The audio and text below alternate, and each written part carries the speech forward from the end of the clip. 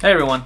So are you considering looking into becoming a real estate appraiser? If you are, here are 3 things that I wish I knew when I first got into this career. Hey everyone, my name is David. I am a real estate appraiser trainee, and I've been in this industry for a little over 4 years. Now in this video, I want to share with you 3 things that I wish I knew when I first got into this career, and things that I know now that I didn't know back then. First thing, it is important to know that there are generally 2 different types of appraisers. In real estate, the 2 main common appraisers are going to be residential appraisers and commercial appraisers. Generally, these are the 2 main categories. An appraiser will provide an opinion value for a property, and that can either be a residential property or a commercial property. Now with residential properties, you may be familiar, such as your homes, your duplex, your townhomes, your condos, and commercial, that is a whole nother umbrella. Some examples of commercial properties are multifamily, retail, office, industrial, and there are so much more, but those are just some of the main ones. Now the reason why I wish I knew this when I first got into this career is because most people, when they look into appraisal, they don't realize that appraisers, you can either work on residential properties or commercial properties. And because of that, that will actually change how your training is going to look. It's going to change what your education is going to look. It's also going to change what your workflow is going to look like.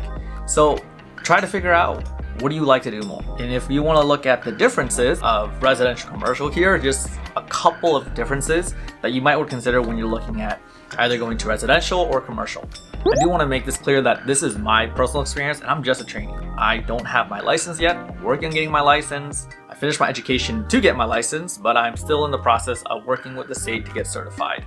With that being said, here's my understanding of what a residential appraiser does.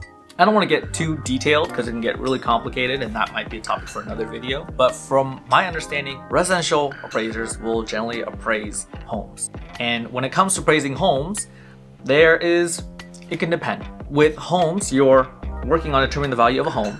And for when I was working in a mortgage company, the general appraisal fee from the mortgage side that we would charge to the borrower would be about $700. And that was when I was working in a credit union. Now, that's what the mortgage company charges, that's what the bank charges, but appraisers, they get a little bit less of that.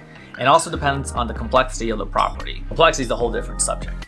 Some key points for residential appraisers is that residential appraisers will, how do I say this? The turnaround time for those properties or for those reports, I'm not familiar with this particularly, but I believe that residential appraisal reports generally take less than a week.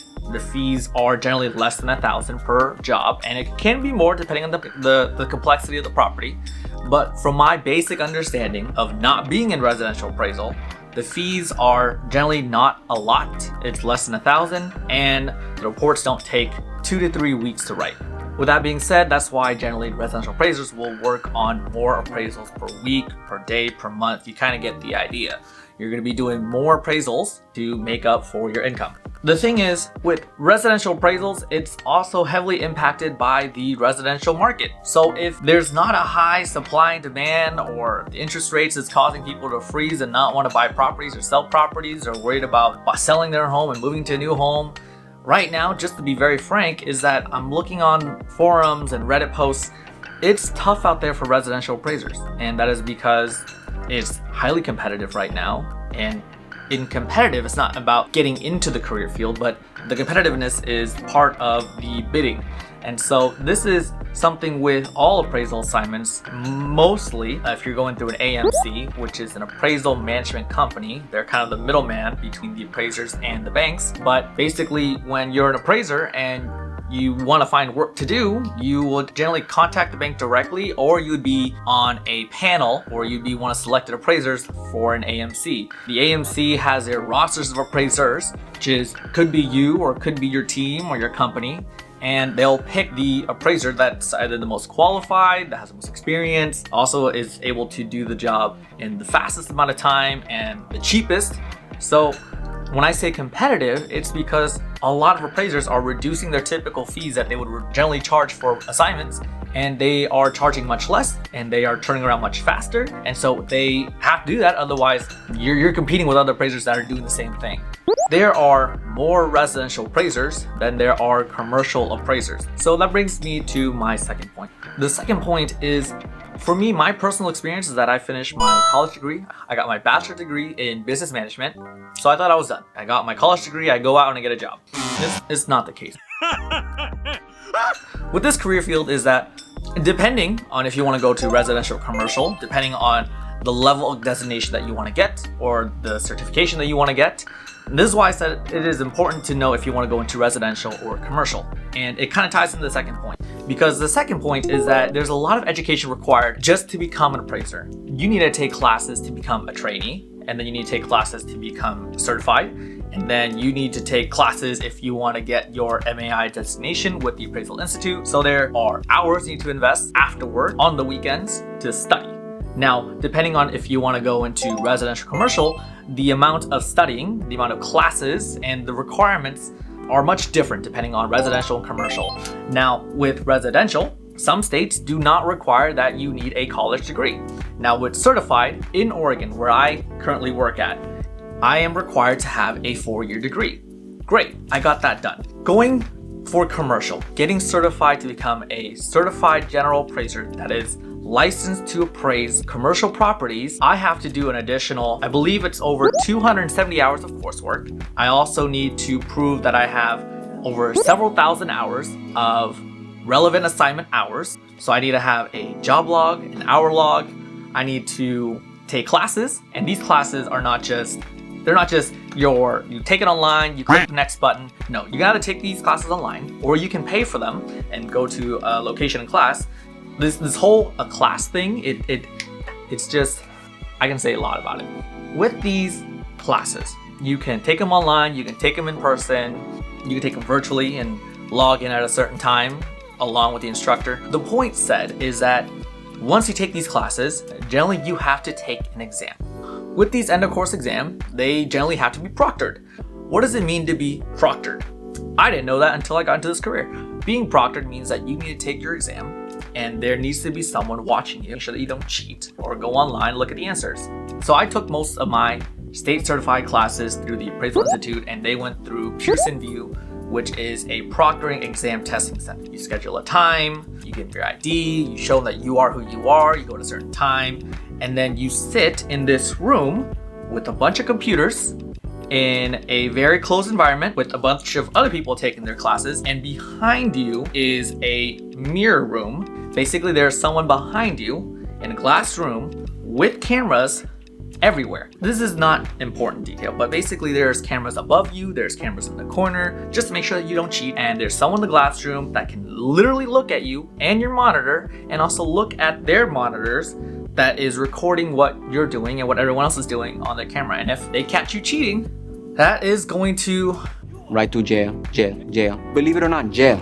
Well, I've never cheated on these exams, so I don't know what happens, but I assume it's not good. So don't cheat. That just shows the, not severity, but the sense of how strict and how serious these exams can be. Now the exams that I've taken, they're not hard. You just study a lot for them, and then they're generally 40 questions, 50 questions, and they can give you an hour, 2 hours. The point is, to get into this career field, my second point is what I'm trying to get back to, is that there is a lot of education and time that you have to invest after work and on the weekends for your classes. Now, what classes you need to take, that depends on if you want to go into residential or commercial. And so if you decide to get into appraisal, you might want to consider, do I want to be a residential appraiser? Do I want to be a commercial appraiser? Now, I need to look at the education requirements. I need to look at how much hours I need to log. Remember, for commercial appraisal, the classes are going to be much different than residential. For residential, you're taking classes specifically tailored to appraising residential properties. For commercial appraisal, you are going to be taking classes that are tailored to appraising commercial properties. And because commercial properties, there are multiple types. You have industrial, office, retail, multifamily, so much more. The classes are difficult, they're longer, and they make you take more classes. So with that being said, those are the two main points. This last one, this is not a deal breaker for some, but for me, it was definitely something that took me a while to get used to. When you become a appraiser, you have to drive to the property, take pictures of the property, you have to meet with the clients and take interior, exterior photos. You're looking at the site, seeing if there's any mold. You're not doing super in-depth analysis. which is like, you're measuring the humidity of a wall. You're not going under crawl spaces. See, I can make a different video next time of what goes on during inspection. Driving. The point is driving, because to get to a property, you need to get there. And most people get to a location, A to B, is via driving. Wow. And if it depends on what areas you're covering. If you're just covering a small area in your metropolitan area, which is like a 1 hour radius driving, then that's not the worst thing in the world. But if, for example, you're covering the entire state, sometimes you're covering 2 states. The drive, the amount that you could potentially be driving is a lot. And so, for example, I had to drive down to Southern Oregon to take a picture of a property, and that property was just dirt. It was a proposed site for multifamily. I've done Southern Oregon for a proposed site for multifamily, gas stations, basically dirt. I'm driving 4 hours one way down the highway over 400 miles to take pictures of dirt. If I don't do it, who else is gonna do it? Now, sometimes the inspections could be a little more interesting. Sometimes you could be doing a multifamily inspection, industrial inspection, whatever property type you're appraising, you could be inspecting that instead. You can meet with the clients, meet with the brokers. That's not important right now. My point is, be prepared. With residential appraisers, because they're doing more reports, they're driving more often. With commercial appraisers, because they generally cover a larger area, they might be appraising less properties, or they might be driving less frequently, but the distance that they need to drive sometimes can be a very far drive. So you need to incorporate either a hotel stay into your inspection trip, or you just gotta be prepared to drive long hours. Some people driving long hours, they love it. I personally have mixed feelings with driving. I used to suck at long drives. I'm not saying I'm a bad driver. I'm just saying that my endurance to sit in the car in one spot and then just eyes on the road, just dealing with other people on the highway. I turn now. Good luck, everybody else. Dealing with slow drivers, fast drivers, trucks, semi-trucks, and then dealing with the curves on the road. It's a lot. It's not like driving to work. When you drive to work, you've done it bajillions of times. You've done it so many times, you're literally on autopilot. But when you're going on the highway or you're appraising a brand new property, you're going on unfamiliar roads. At least in the beginning of your career. You don't do this very often. For me, I usually work in the area. My commutes to work are less than 30 minutes. And I'm fortunate that way. But in this career, definitely my tolerance for driving has changed from when I first started. Basically, what I just want to say is that be prepared to drive long hours, depending on if you want to go residential or commercial. Just be prepared that driving is a very important part of this career.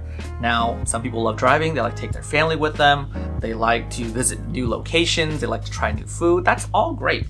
There's nothing wrong with that. But for me, who would get sleepy on long drives, who would get aches, body pain on long drives, it definitely took a while to get accustomed to.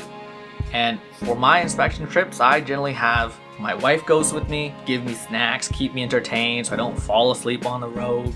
I make a trip out of it. It was tough because there are times when I had to drive. Now, I would leave at 7 and I wouldn't get home until 7. And that would be because of the long drive. Not all drives are that bad. Sometimes a drive can take up to 8 hours, sometimes 12 hours. What you generally want to do is if you're inspecting a property that's far away, you try to get some jobs that are along that route. Or you want to try to get multiple jobs clustered in that area. Or you trying to line up your inspections all into one day, so you're hitting A, B, C, you're hitting all your spots, and then you're done. Anyways, you gotta get back to work. So there you have it.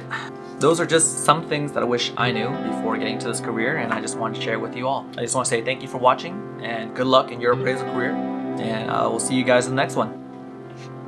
Bye.